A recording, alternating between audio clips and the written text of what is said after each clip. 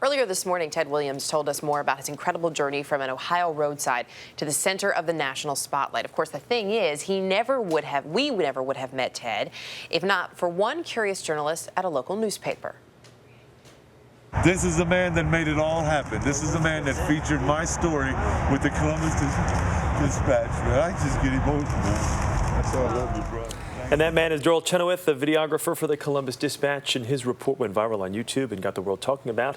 Mr. Ted Williams, and Doral is kind enough to join us here this morning. Good to see you. Good morning. When you see that video, when you see him giving you full credit like that, it's got to be really rewarding, because I know you've done some work with homeless people in the Columbus area, and to strike it rich like Ted has here has got to be Oh yeah, it's a warm feeling. I mean, it's a good news story, and I was happy to shoot it. And it started out very simple. I mean, it was just the viral video was just done with a flip cam, for goodness sakes. A very simple camera. So, and I'm really happy for Ted, and I hope that he's able to move his life ahead.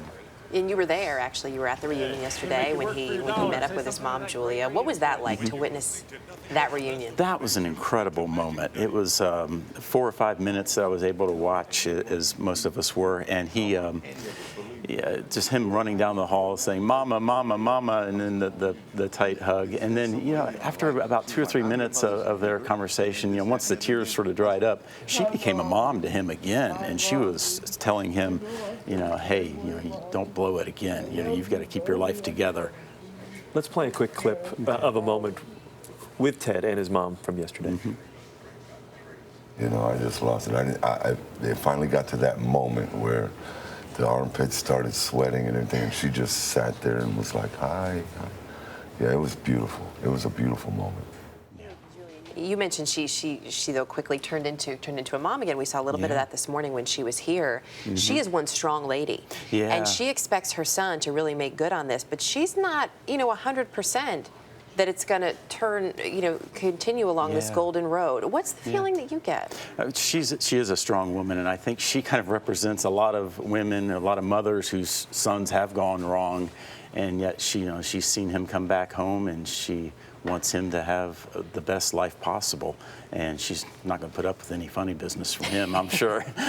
Doral, did you ever think when you first heard this voice, you saw the sign on the side of the road, you took the flip cam video, did you ever think days later, after the video first went viral, that you'd be in this position and Ted would be in this position? No, I had no inclination that it was going to take on the magnitude that it has. I shot that video, I think, 6 to 8 weeks ago, and I sat on it all through the holidays. I just didn't put it out on the internet. We got busy with some other news in Columbus, things, there was, the holidays. I was swamped with stuff to do. And then the new year started this week, Monday, and I thought, it's a slow news day. There's nothing going on. And I thought, hey, I've got that video of that homeless guy with the golden voice on my computer.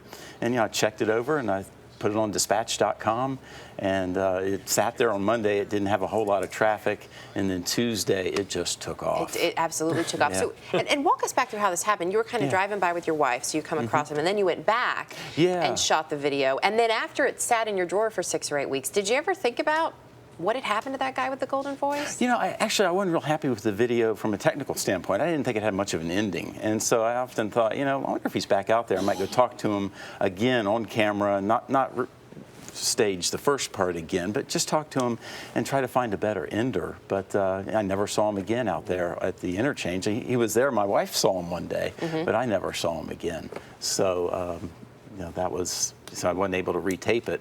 And then, that slow news day came around, and I thought, okay, let's just put this on the internet. So I did. Worked out pretty well. Yeah, you gave the right guy a shot, that's for sure. Yeah, and Rolling down that window and then talking to him for a second, you've changed a couple of lives, his mother's, and probably yours a little too. Yeah, but let's not forget about the 800 or so other homeless people on the streets of every major American city.